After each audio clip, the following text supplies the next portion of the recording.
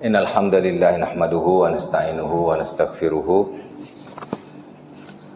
wa na'udzu billahi min shururi anfusina min sayyiati a'malina may yahdihillahu fala mudilla lahu wa may yudlil fala hadiyalah. Asyhadu an la ilaha illallah wa la syarika lah. Asyhadu anna Muhammadan abduhu wa rasuluhu. Allahumma shalli wa sallim ala Muhammad wa azwajihi wa zurriyyatihi kama shallaita ala ali Ibrahim innaka Hamidum Majid. Amma ba'du.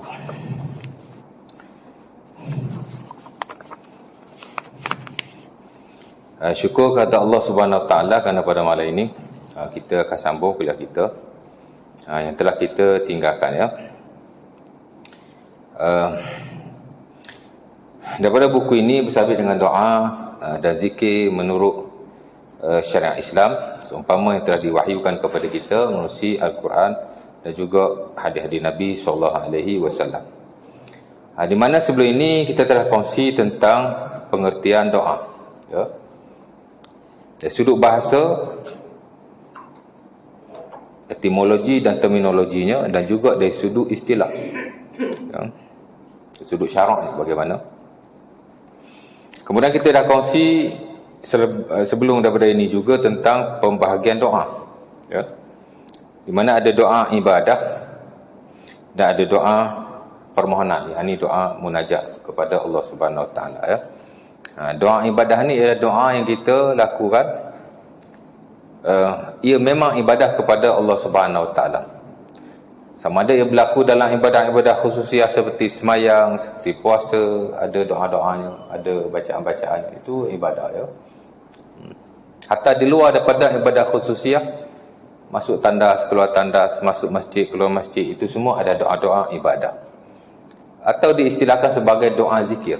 Dia doa tapi dia zikir. Dia zikir tapi dia doa, ya. Dipanggil doa ibadah atau doa zikir, ya. Walaupun secara umumnya semua doa adalah ibadah, tapi hak ni pasal dia spesifik.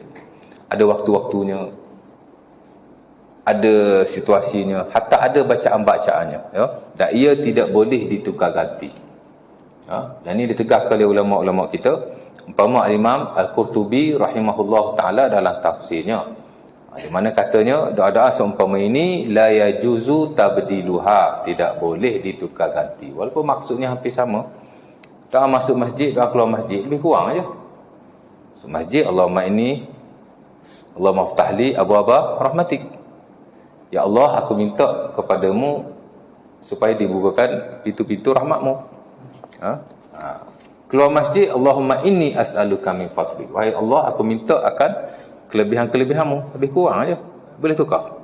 La yajuzu tabdiluha, tak boleh ditukar ganti. Even perkataan pun tak boleh ditukar. Allahumma inni a'udzubika minal khubsi wal khaba'is, bila kita masuk tanda. Ya Allah, aku minta perlindungan daripadamu daripada syaitan jantan dan syaitan betina. Al-khubsi wal khaba'is, ya. Kita pun nak tukar. Allahumma inni a'udzubika minasyaitani wasyaitana. Dah khubus, dah khabisah, lebih kurang saja. Syaitan lelaki, syaitan wanita. Itu pun tukarlah. Asyaitan wasyaitana. Syaitan tu syaitan lelaki, syaitanah syaitan wanita. Boleh tukar. Lafaznya juga perlu dipelihara. Begitu juga dengan pembacaannya, waktu-waktunya, ya. Baik, satu lagi ialah doa permohonan. Ini doa permohonan ialah doa bila kita nak minta kepada Allah, anytime, anywhere. Tidak ada lafaz-lafaz yang tertentu, tidak ada situasi-situasi tertentu, tidak ada keadaan-keadaan tertentu yang disyaratkan, terpulang kepada kita.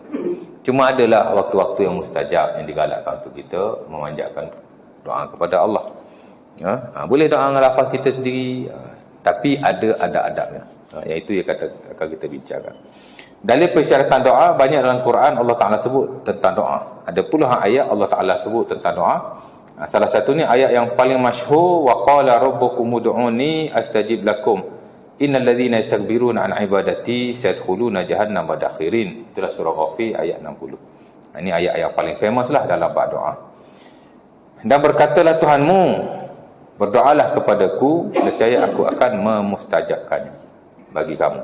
Allah Ta'ala kata, doalah, aku akan memperkenankan. Dan orang-orang yang engkar untuk beribadah kepadaku, berdoa kepadaku, aku akan memasukkannya ke dalam neraka selama-lamanya, ya, dalam keadaan yang hina, dakhirin, yakni dalam keadaan yang hina. Disamping ada lagi lah ayat-ayat yang lain. Pasal ayat doa ni banyak sekali, ya. Kemudian doa ibadah katanya memohon ganjaran pahala melalui amal soleh yang dilakukan. Contoh mengucap 2 kalimah syahadah, ya, menunaikan solat, puasa, zakat, haji dan sebagainya. Ini termasuklah konteks samalah doa-doa yang kita lakukan pada waktu-waktu ibadah yang tertentu. Baik. Kemudian adab berdoa diajar oleh Rasulullah SAW, ya.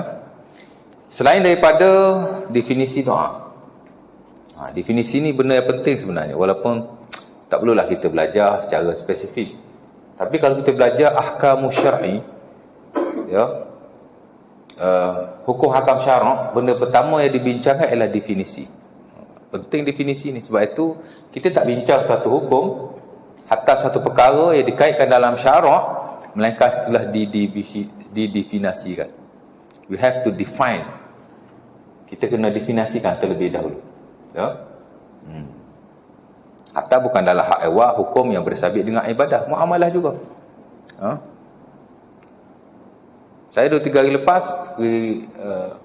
join.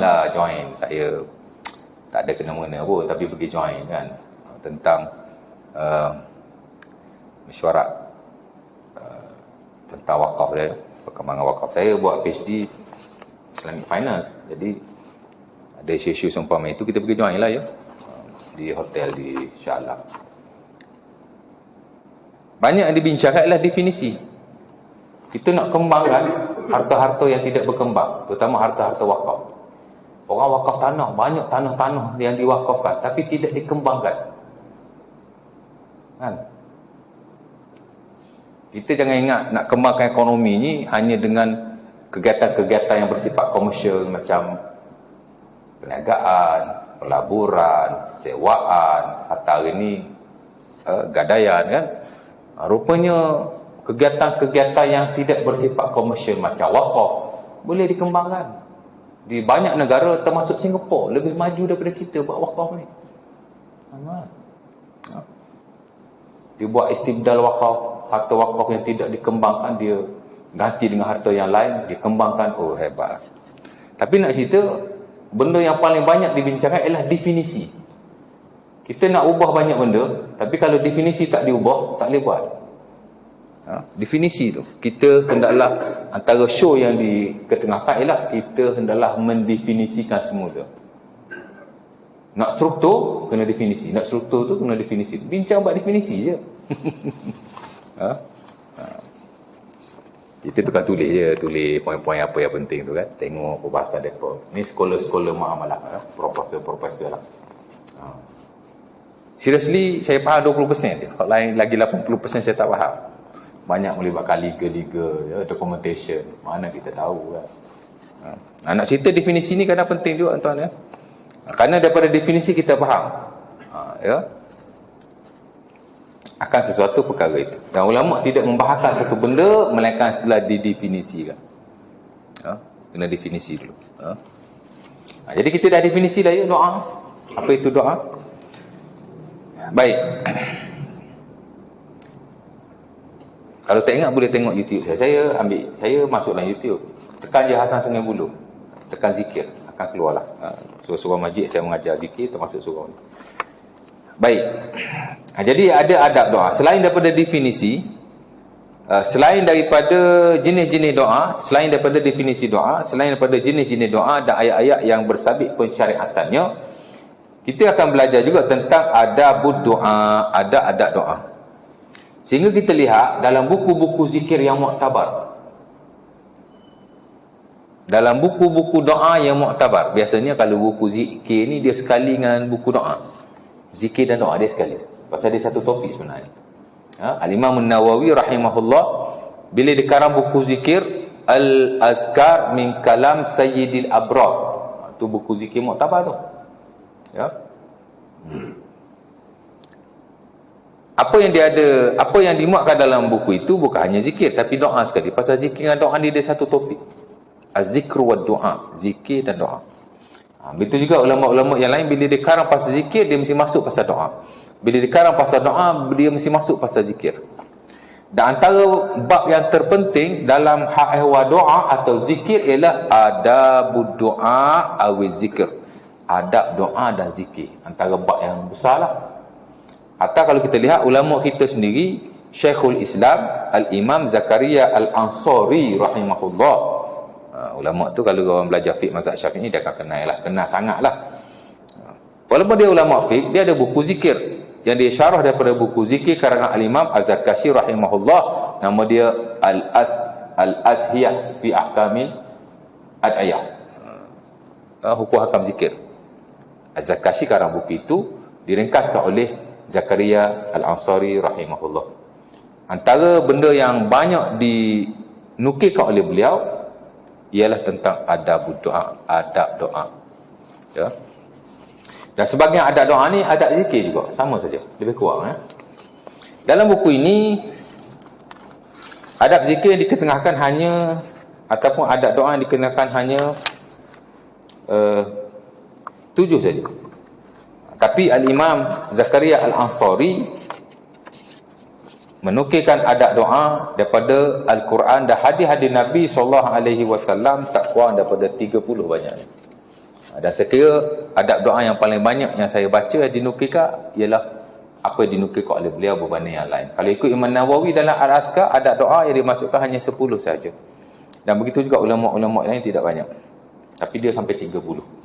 Agak konklusif dan komprehensif, ya.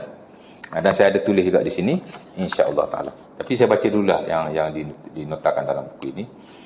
Pertama dia kata dalam buku ni lah, ya, kemudian saya akan selitlah adab-adab yang ditambah oleh Al-Imam Az-Zakari, adab-adab saya akan tambahlah adab-adab yang dituliskan oleh Zakaria Al-Ansari. Tapi saya baca dulu yang ada dalam buku ni, 7, ya. Pertama katanya adab doa ada 7. Pertama, ikhlas kerana Allah Subhanahu wa taala. Al-ikhlasu lillah azza wa jalla, bukan kerana selain Allah.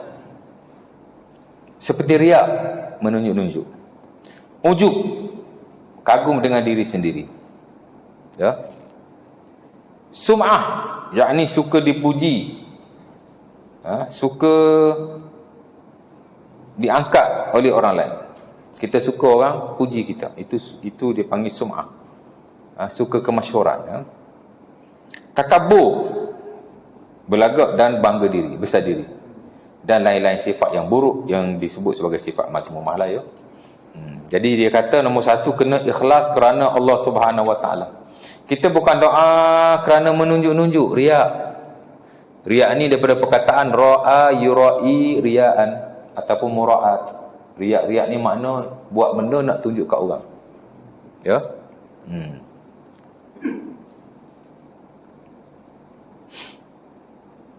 Apa hukumnya? Bukan hanya dalam bab doa, dalam bab apa saja, baik ibadah, baik bukan ibadah. Bila kita buat sesuatu kerana nak tunjuk kat orang, maka hukumnya adalah haram, berdosa, dan jadilah apa yang kita lakukan itu sia-sia di mata Allah Subhanahu wa taala.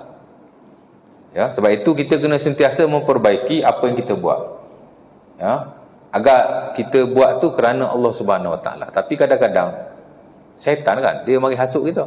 Kita buat tu kerana Allah dah, tapi dia mari sikit sebanyak, ya.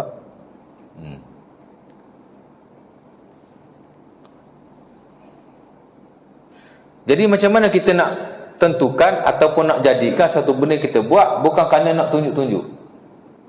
Kata ulama kita ialah bila kita buat, sama ada di hadapan manusia atau di belakang manusia, sama sahaja. Kita semayang dekat masjid dengan dekat rumah sama saja. Ya, kalau kita semayang dekat masjid tertib, dekat rumah pun semayang tertib juga. Baru tidak ada unsur riak di situ. Ya. Kalau kita semayang di hadapan orang seperti di masjid atau surau, tertibnya kita angkat takbir tertib, rokok tertib. Apa kalau semayang di rumah, macam ayam patuk padi, cucap, dia tak jadi ikhlas, dia jadi riak di situ. Kita buat bagi cantik ni depan orang saja, ya.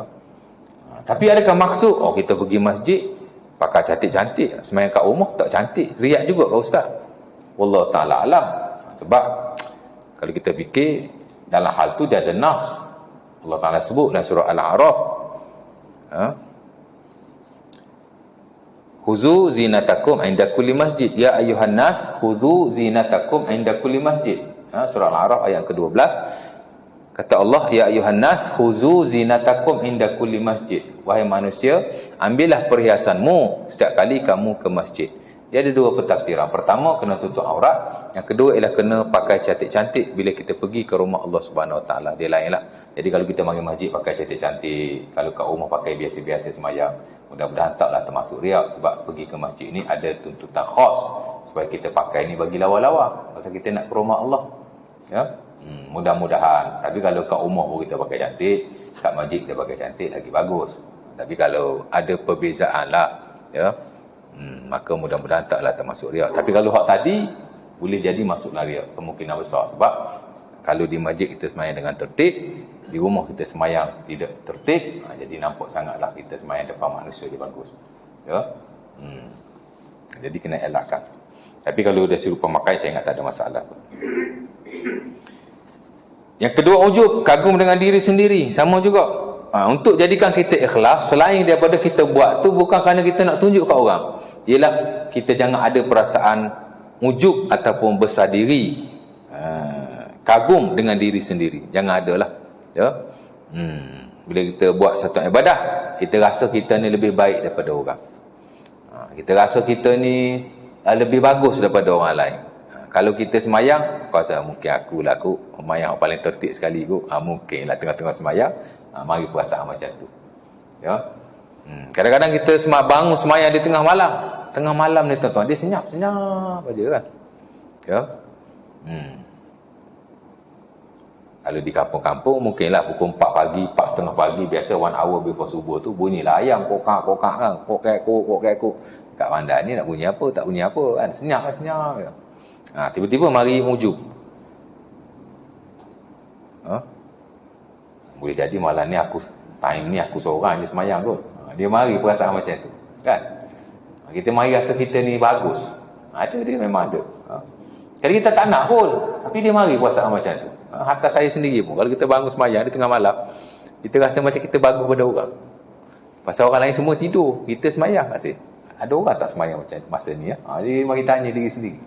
Itu dipanggil wujud. Kita kagum pada diri sendiri. Haram sepakat para ulama. Ya, sebab itu bila kita dipuji, kita kata hadza min fadli rabbi, ini adalah kelebihan Tuhanku. Kita katalah macam itu. Atau sekurang-kurangnya kita kata alhamdulillah. Ataupun kalau kita rasa kita bagus, kita kata alhamdulillah. Kalau aku bagus, Allah Taala jadikan aku bagus. Sandarkan kebagusan itu kepada Allah, maka mudah-mudahan tidak mengapa. Ya.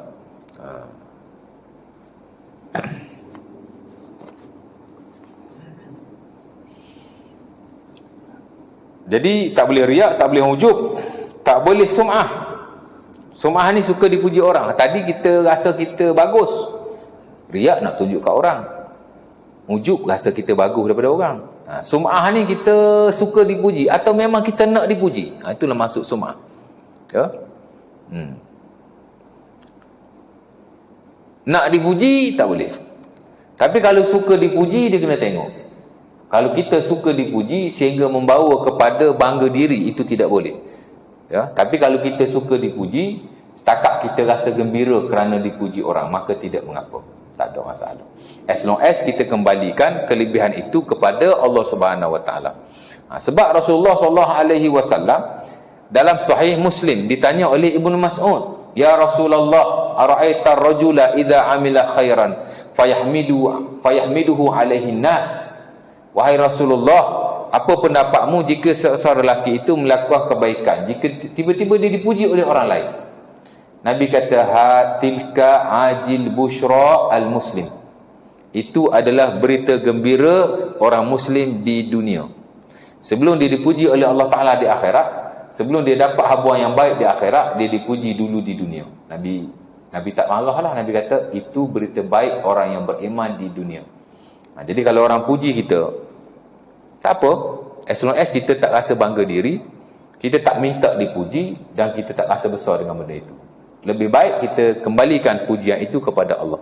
Kita kata alhamdulillah. Kita kata ini adalah kelebihan Allah. Hada min fadli rabbi. This is from my God.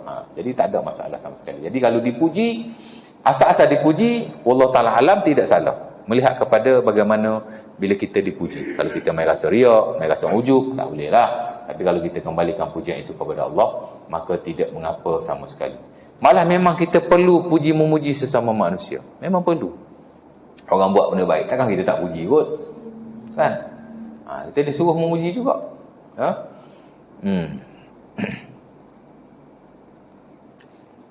Orang tolong kita, takkan kita tak puji dia? Baguslah kau tolong, kan? Orang tolong kat masjid, kat surau, takkan kita tak puji dia? Kena puji juga, baru boleh menaikkan motivasi dia untuk lebih melakukan kebaikan. Hatta anak-anak kita pun dia buat baik, puji tuan. Oh, baguslah anak Abi ni. Baguslah anak Abi. Kena puji sama. Pasal manusia memang macam tu. Ya. Dia perlu kepada motivasi seumpama itu. Nak menaikkan moral dia, mesti kena puji. Tapi yang dipuji itu tak bolehlah rasa bangga diri pula. Tapi kita kena puji ya, bila orang buat benda baik. Dan tidak bolehlah berlebihan dalam memuji. Puji boleh. Bahkan sunnah insya-Allah Ta'ala. Dapat pahala bila kita puji orang. Jika dia layak untuk dipuji lah. Dia buat benda baik, memang dia layak dipuji, kita puji. Untuk nak menaikkan semangat dia, motivasi dia, dan sebagai satu penghargaan. Ya? Malah bila kita berterima kasih kepada seseorang, itu juga satu bentuk pujian. Ya? Nabi bila orang buat baik kat dia, dia kata terima kasih. Jazakallahu khairan. Dan Nabi kata bila orang baik kepada kamu, kamu balas balik kat dia. Kalau kamu tidak ada benda untuk dia balas baik, kamu beri sesuatu, kamu doalah kepada dia. Ya. Man sana'a ilaihi ma'rufan falyukafihu fa illam yajid ma yukafi'uhu falyad'u lahu hatta yara anna Allah qad kafa'ahu. Atau kama qala. Dalam hadis Abi Daud daripada Ibnu Umar, Nabi kata bila seorang itu buat baik kepadamu, kamu balaslah kepadanya. Jika kamu tidak mampu membalasnya, maka berdoalah kepadanya. Man sana'a ilaihi ma'rufan. Man sana'a ilaikum ma'rufan fakafi'uh. Fa illam tajidu ma kafa'tumuhu fad'u lahu hatta ra'aitum annallaha hatta ra'aitum annakum qad kafa'tumuh. Hadis Abi Daud daripada Ibnu Umar. Siapa-siapa yang buat baik kepada kamu, Nabi kata balaslah kebaikannya. Jika kamu tidak mampu membalasnya, maka berdoalah. Jadi Nabi suruh buat bukan sekadar terima kasih, lebih lagi. Ya. Berdoalah kepadanya, Nabi kata. Nabi kata jika kamu tidak mampu untuk membalasnya, maka doalah kepadanya. Sehingga kamu rasa Allah Ta'ala telah membalasnya, ataupun sehingga kamu rasa kamu telah membalasnya. Ya. Man sana'a ilaihi ma'rufan faqala jazakumullahu khairan faqad ablagha fis sana. Ya, dalam hadis Abi Daud daripada Ibnu Umar juga, Nabi kata jika seseorang berbuat baik kepada kamu, lalu kamu kata jazakallahu khairan, mudah-mudahan Allah Ta'ala membalaskan kamu kebaikan, maka ia telah menyempurnakan puji-pujian ke atasnya. Jadi terima kasih itu juga satu bentuk puji sebenarnya. Ya. Kita bila orang buat baik, kita cakap terima kasih. Itu okey, alhamdulillah. Bagus. Tapi lebih baik kita kata jazakallahu khairan. Itu lebih baik. Kerana Nabi kata itulah lafaz yang paling baik bila kita nak terima kasih pada orang. Laqad ablagha fis sana. Dia satu pujian yang sempurna lah ya. Jadi tak boleh riak, tak boleh ujub, tak boleh sum'ah, dan tak boleh ni kepau teruk sekali lah, takabur. Takabur ni bukan sekadar menunjuk-nunjuk, bukan sekadar ujub, bangga pada diri sendiri, bukan sekadar sum'ah, suka dipuji orang, tapi dia berlagak sombong dan bangga diri ke atas orang lain. Dia peleceh orang lain pula. Itu makna takabur. Takabur ni memang sifat syaitan lah ya. Jangan kita mengangkat diri sendiri berbanding orang lain. Jadi keempat-empat sifat ni menafikan ikhlas kepada Allah Subhanahu Wa Taala. Jadi bila kita berdoa, hendaklah kita ikhlas kepada Allah dengan tidak riak, dengan tidak ujub, dengan tidak sum'ah, dan juga dengan tidak takabur. Dan sebenarnya konteks ikhlas bukan sekadar empat sifat yang buruk ini, tapi lebih daripada itu, di mana bila kita berdoa kepada Allah, kita hendaklah ikhlas kepadanya, yakni kita kena benar-benar mentauhidkannya. Itu hak lebih besar sebenarnya bila kita bincang pasal ikhlas. Ya.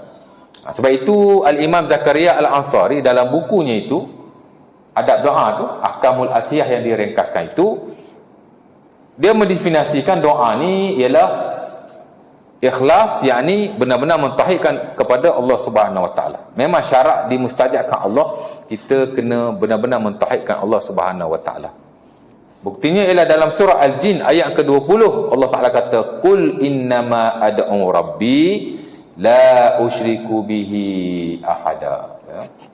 Katakanlah wahai Muhammad, aku berdoa kepada Tuhanku dan aku tidak mensyirikkannya dengan sesiapa pun. Memang adab doa hak nombor 1 ikhlas ialah mentauhidkan Allah, tidak mensyirikkannya. Hak tu hak the highest. Ya. Bahkan dia bukan hanya adab doa tapi syarat doa. Sebenarnya dia ada dua, satu adab doa, satu syarat doa. Syarat doa ialah tauhid. Mentauhidkan Allah, tidak mensyirikkannya. Itu hak nombor 1. Dan dalam adab doa pun sama juga. Ikhlas yakni mentauhidkan Allah dan tidak mensyirikkannya.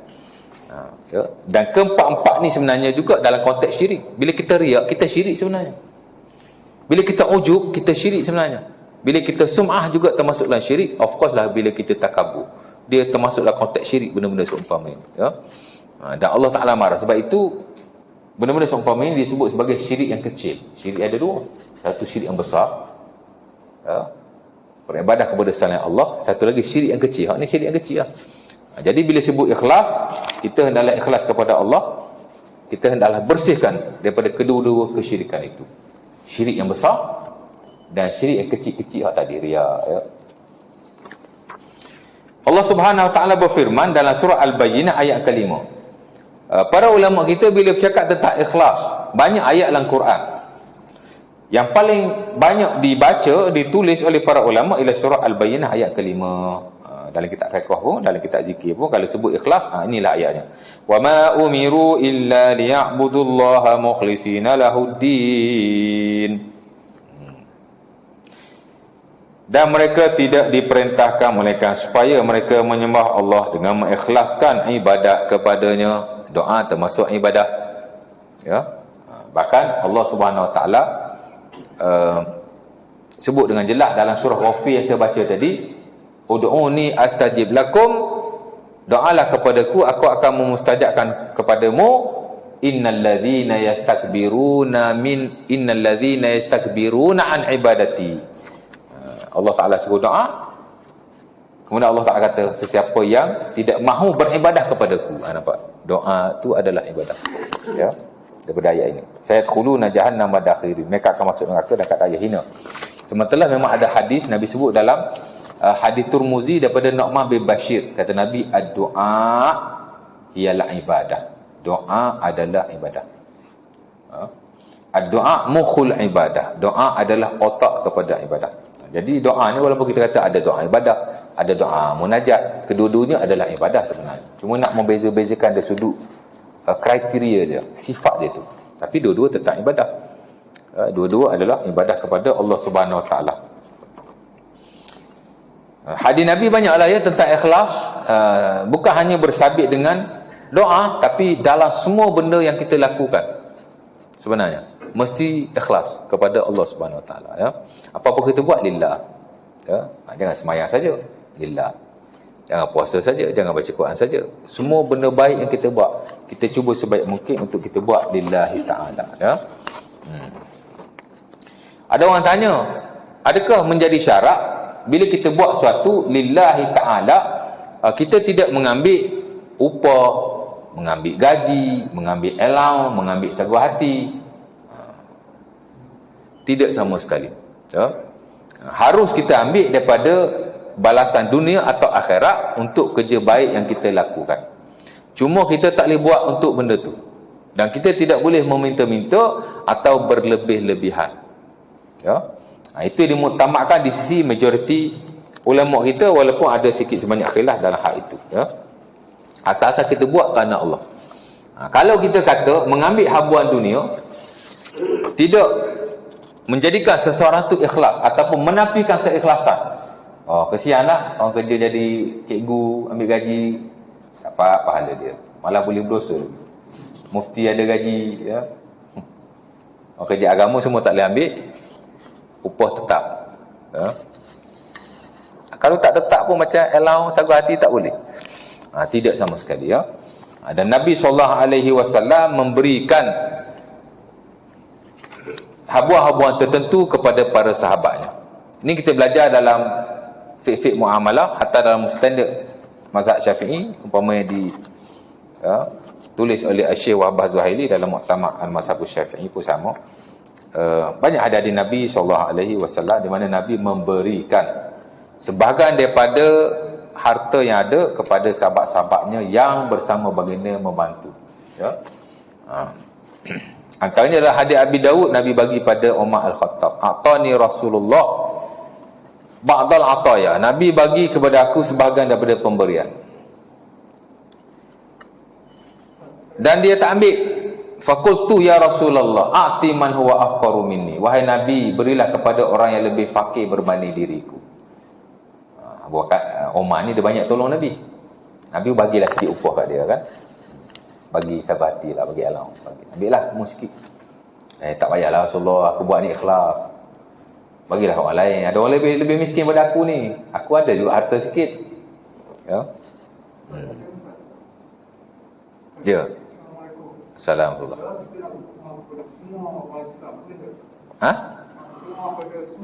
Doa kepada orang semua Islam.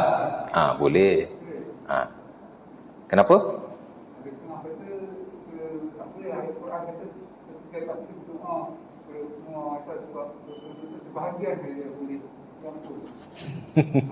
Saya baru dengar tu.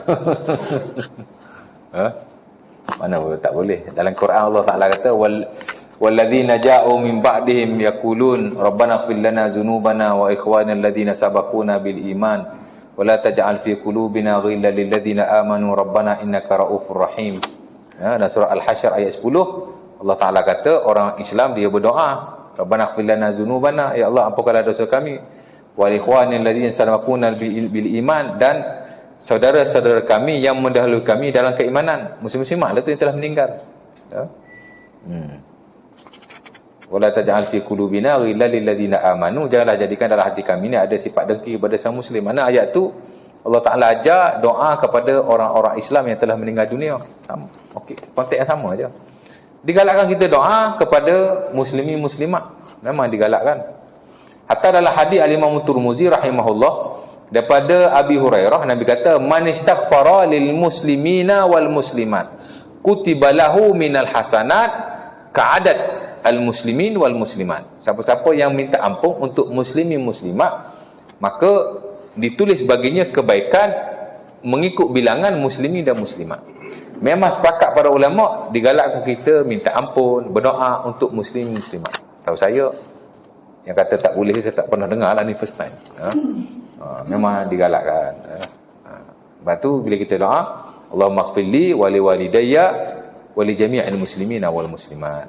Wahai Tuhan, ampunlah dosaku, dosa kedua ibu bapaku dan muslimin muslimat. Banyak dalam Quran ada sebut muslimin muslimat dalam bab doa lah. Cuma saya tak ingatlah yang spesifik. Tapi itu salah satu daripadanya. Al-Hasyr ayat 10 Allah Ta'ala ajar kita doa kepada orang muslimin muslimat tapi yang telah meninggal dunia. Tapi hak hidup pun ada juga ayatnya, tapi saya tak ingatlah, ya. Tapi hadis Nabi itu jelas lah. Nabi kata siapa-siapa yang minta ampun untuk orang yang muslim muslimat, hak hidup hak mati, jadi dapat kebaikan setiap muslim muslimat. Sebab itu ulama memang dalam buku zikir menggalakkan kita doa dan minta ampun untuk muslim muslimat lah, ya. Tak pernah dengar pula kata tak boleh. Ya, sama.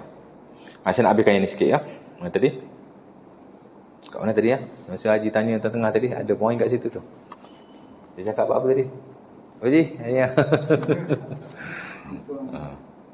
Yang pasal tadi? Saya baca pasal apa tadi, ya?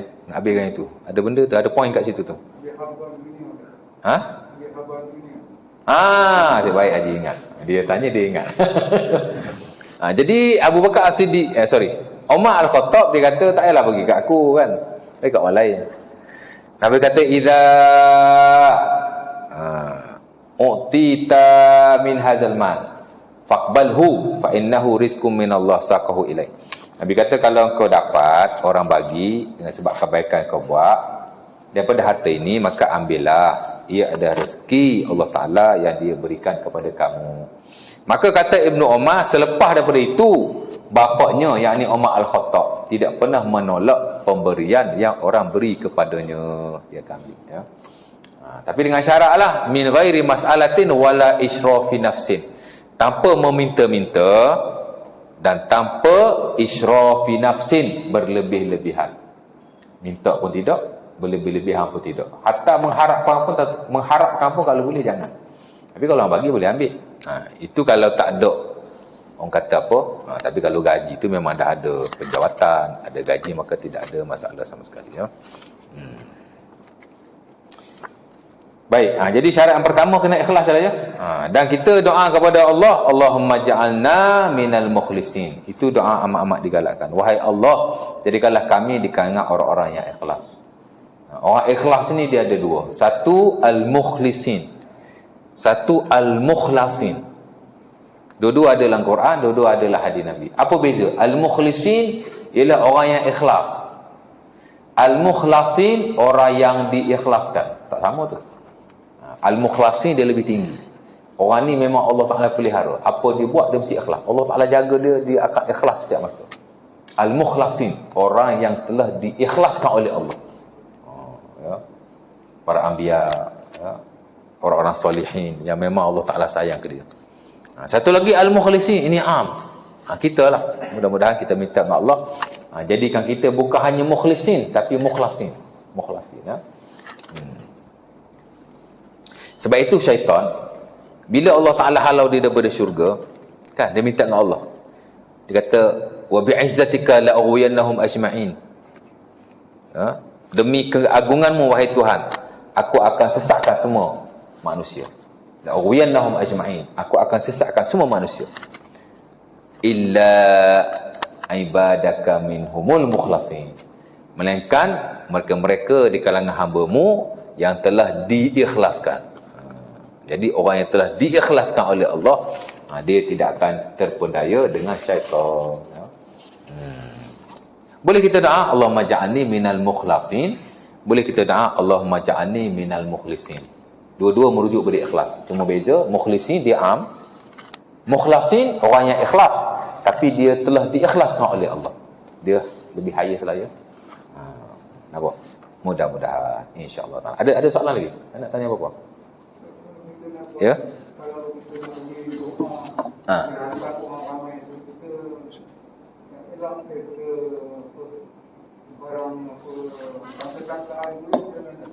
Tak faham, ha?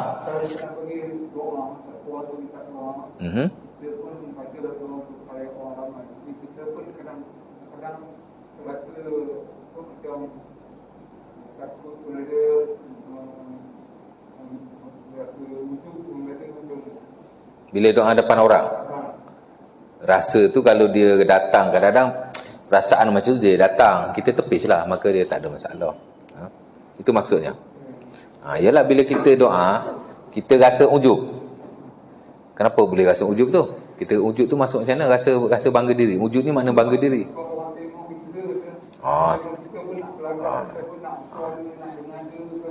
Dia bila kita doa, kita kadang-kadang mari perasaan-perasaan macam tu, dia hasut tak iblis je. Kita tepis saja, kan. Dia jangan kita buat tu kerana benda tu. Sebab tu ulama membezakan riak ni, kadang-kadang riak ni kita buat daripada awal memang nak tunjuk kat manusia. Yang ni yang betul-betul dimurkai oleh Allah Subhanahu Wa Taala. Tengok ada orang, aku nak sembahyang sekejap, orang tengok aku bagi cantik sikit. Itu dia panggil daripada awal. Memang kita sembahyang untuk dilihat manusia. Hak ni memang kena humban dalam neraka betul. Memang syirik khafi dia panggil. Ibadah kerana manusia. Memang nak manusia tunjuk. Satu lagi riak ni, bila dia sembahyang bukan kerana manusia, dia sembahyang kerana Allah. Tapi bila dia sembahyang, kan, dia jagalah sikit sebab ada orang. Itu dia riak juga, tapi dia bawa sikit degree dia tu. Ataupun bila dia sembahyang, dia merasa orang tengok akulah. Dia mari perasaan-perasaan semua itu, dia kena tepis lah. Ya, itu mudah-mudahan diampunkan Allah, diberikan uzuran hari yang seumpama itu. Tapi kita kena tepis lah. Kita bukan sembahyang kerana manusia. Tapi di pertengahan tu kadang dia mari benda-benda macam tu. Kita kena tepis lah. Dan mudah-mudahan dengan sebab tu Allah Ta'ala tak mengambil apa-apa inilah kepada kita. Diberikan uzuran mudah-mudahan. Ya. Dia jangan buat awal tu kerana manusia. Itu memang tak boleh.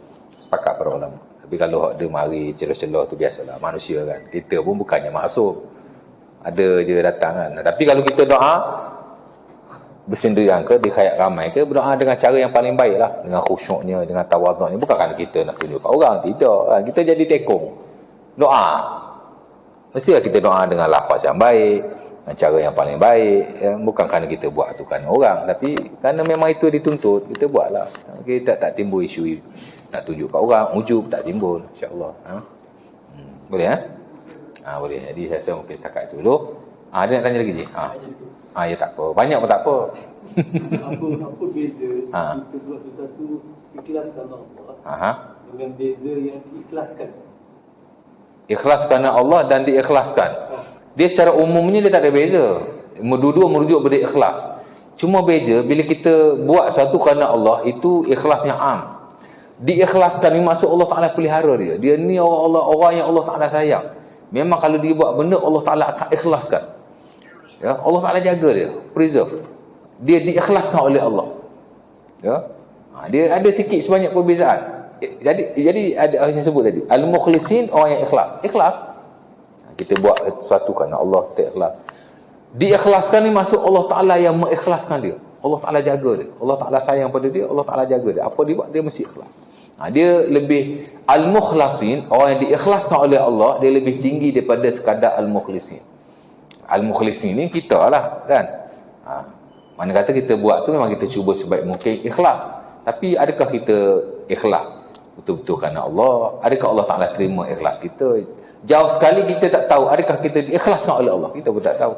Tapi kita cuba sekadar sebaik mungkin untuk ikhlaskan. Itu saja. Dia kategori beza. Sebab dalam Quran ada Allah Ta'ala sebut mukhlisin, orang yang ikhlas. Ada Allah Ta'ala sebut mukhlasin, orang yang diikhlaskan. Beza dia macam tu lah. Tapi hakikatnya dua-dua ni ikhlas. Kita pun tak tahu adakah kita ni mukhlisin, adakah kita ni mukhlasin. Kita pun tak tahu. Pasal kedudukan kita di sisi Allah, Allah je tahu. Mana kita tahu? Yalah. Tapi kita, tugas kita ialah kita buat apa benda, kita cuba ikhlaskan. Kita tak tahu adakah aku ikhlas ni sendiri atau memang aku sudah diikhlaskan oleh Allah. Kita tak tahu. Tapi kalau para anbiya, of course ada pemukhlasin. Orang telah diikhlaskan oleh Allah. Kan? Tapi kalau kita tidak tahu. Boleh jadi kita mukhlisin, boleh jadi kita mukhlasin. Boleh kita buat ni ikhlas kerana ilmu kita belajar, kita cuba. Boleh jadi memang kita telah diikhlaskan oleh Allah. Boleh jadi. Tapi kita tak tahulah kedudukan kita di sisi Allah. Tak boleh kata haji mukhlasin ni, saya tengok muka haji macam mukhlasin ni, tak ada lah macam tu kan. Macam banyaklah Al-Quran Allah Ta'ala kata orang yang bertakwa, orang yang beriman adalah awliya illah, wali-wali Allah. Kita pun berdoa, Allahumma hdini fiman hadait wa afini fiman afait wa tawallani fiman tawallait. Ya Allah, jadikanlah aku di kalangan wali-walimu. Bila dia wali Allah, saya mana tahu. Tapi saya tak boleh kata, wah haji ni saya ingat wali Allah lah ni. Tengok muka soleh je. Nampak duduk surau baca Quran aja kan. Pagi petang, wali Allah lah ni. Tak siapa tahu. Kan? Wali Allah tak wali Allah, itu kedudukan di sisi Allah. Siapa yang tahu? Tak ada siapa yang boleh.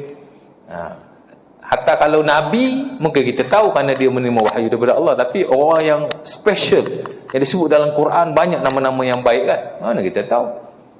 Yang kita disuruh bertakwa, beriman dan beramal soleh. That's it. Adapun kedudukan kita di sisi Allah, hanya Allah Ta'ala saja yang tahu. Macam tadi lah mukhlisin ke, mukhlasin ke, kan? Awliya illah ke, tidak awliya illah ke, kita tak tahu. Yang penting kita ikut apa yang telah disuruh sebaik mungkin. That's it. Selebihnya serah pada Allah Subhanahu Wa Ta'ala ya. Itu saja ya. Agama ni dia simple saja. Kita faham prinsip, faham konsepnya, mudahlah kan. Dan tak timbul isu kita mengurangi ataupun berlebih-lebihan. Dia tak timbul. Jadi kita sentiasa di atas track yang betul. Itu saja.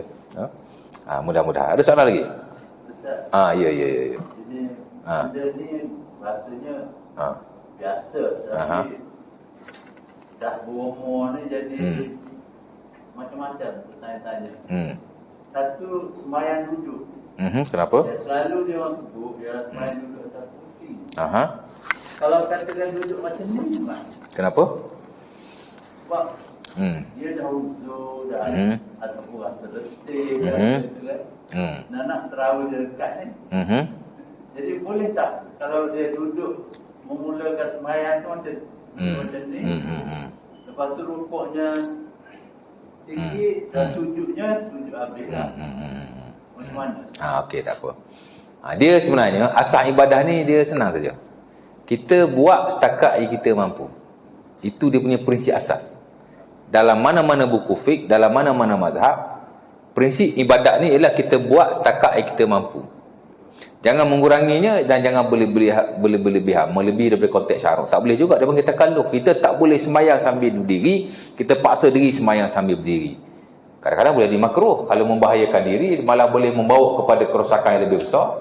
Kalau kita sakit, boleh bertambah penyakit kita, haram. Asalnya Allah Ta'ala sebut dalam surah At-Taghabun ayat 16, ittaqullah mastata'tum. Bertakwalah, beramallah setakat kepada Allah setakat yang kamu mampu. Itu asas paling basic lah ya. Kemudian Nabi pun tunjuk contoh pula. Dalam konteks haji tanya ni, dalam bab sembahyang sambil duduk lah. Ingat semua sahabat Nabi tu sihat belaka. Kan?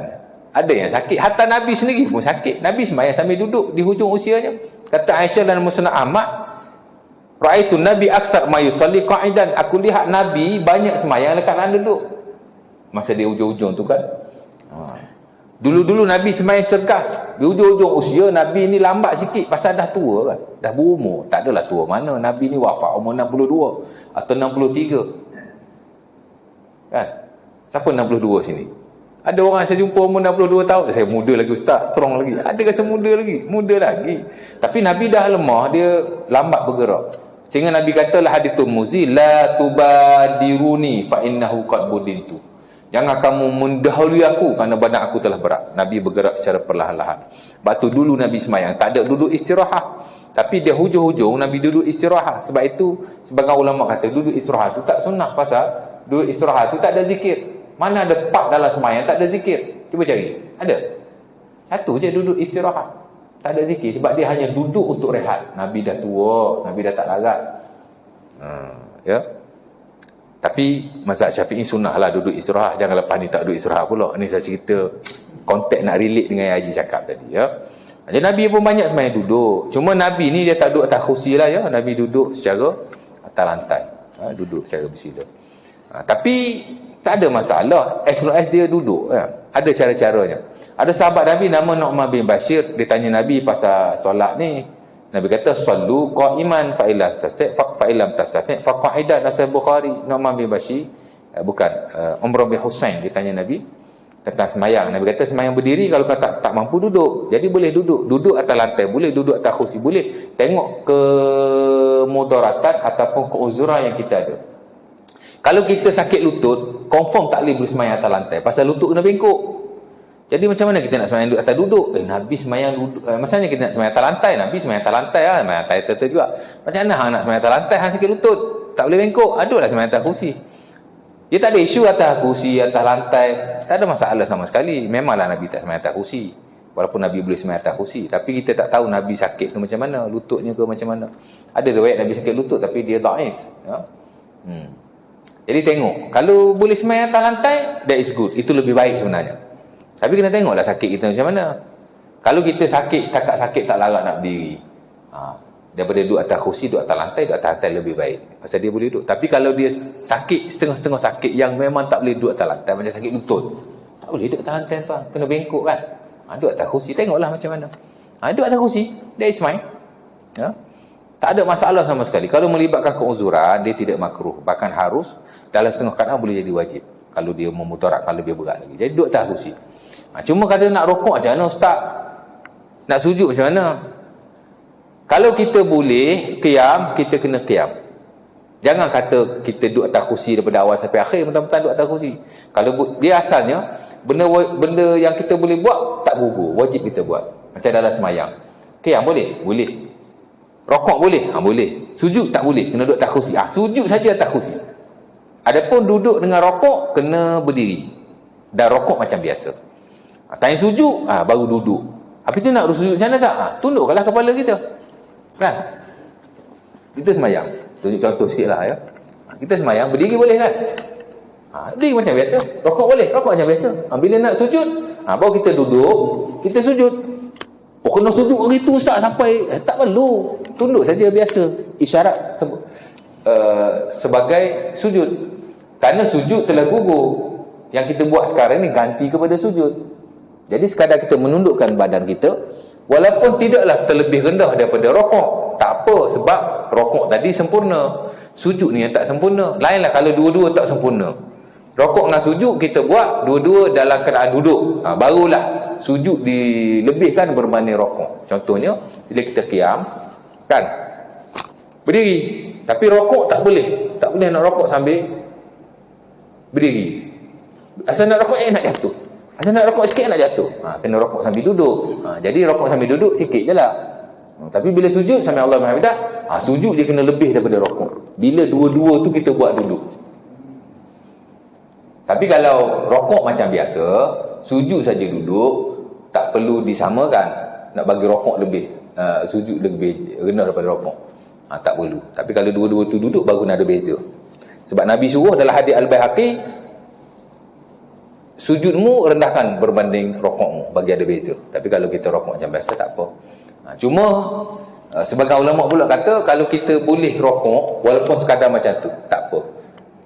Kita qiyam, Allah Akbar kan? Bila rokok, kalau boleh rokok sambil berdiri, itu lebih baik. Walaupun sikit. Tapi kalau sikit pun tak boleh, terpaksa duduklah. Tak ada masalah sama sekali. Pasal ini dipanggil ashabul a'zar, semayang orang yang uzur. Jangan dirumit-rumitkan lah. Ada sungai rumit sangat kan. Sambil kata, tahulah saya. Semayang kalau mampu buat macam biasa, tak mampu buat ikut yang kita mampu. Itu saja. Jadi semayang atas kursi. Kalau tak boleh. Tapi kalau boleh buat dua-dua, atas kursi boleh buat, atas lantai boleh buat, saya kata afdal atas lantai. Tapi atas kursi boleh, tak ada masalah sama sekali. Saya tak boleh rokok, saya tak boleh sujud lah ustaz. Kan? Jadi boleh sujud atas kursi, boleh sujud atas lantai. Contohnya. Boleh berlaku. Jadi dia panggil apa? Tapi afdal kalau boleh kita sujud atas lantai lah. Sebab atas lantai ni kita sujud rapat kepala kita bila kita sujud kayak ni. Ada pula kata kalau sujud kan, kalau rokok macam ni, kalau sujud kena buat tanah macam ni pula. Ada pendapat macam tu. Tapi sebenarnya tak perlu. Sebab kita dah bukan sujud pun. Sujud kita tu dah tak ada. Yang asalnya sekarang ni sujud tu dah kira ganti dah. Jadi boleh je macam tu. Itu semua pendapat-pendapat baru yang sebenarnya tidak ada dalil pun, cuma ijtihad pendapat. Jadi kita buat setakat yang kita mampulah. Itu saja ya. Boleh je ya. Jadi semayang atas lantai lebih baik. Tapi kalau tak boleh, duduk atas kursi. Itu saja. Saya pun sebenarnya ada time-time saya semayang atas kursi juga. Pasal saya memang problem lutut. Masalah dia, kita boleh qiyam. Kita boleh qiyam. Tapi kadang-kadang daripada duduk nak bangun qiyam tu susah. Itu saya duduk atas kursi. Dia tak ada masalah. Tak ada masalah sama sekali ya. Mudah-mudahan. Yang tak boleh ni kita boleh, kita tak buat. Itu tak boleh ya. Dia boleh qiyam nak duduk atas kursi. Ya. Itu tak boleh lah ya. InsyaAllah. Ada soalan lagi? Tak ada dah ya. Ya.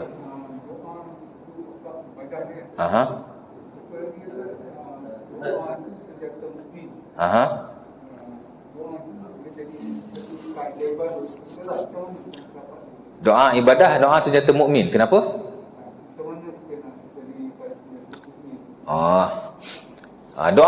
Doa itu senjata orang-orang yang beriman. Itu ada hadisnya. Hadis Al-Baihaqi daripada Ali bin Abi Talib. Nabi kata, ad-doa silahul mu'min. Doa adalah senjata orang mukmin. Tapi setahu saya hadis itu tidak sahih. Allah Ta'ala alam lah ya.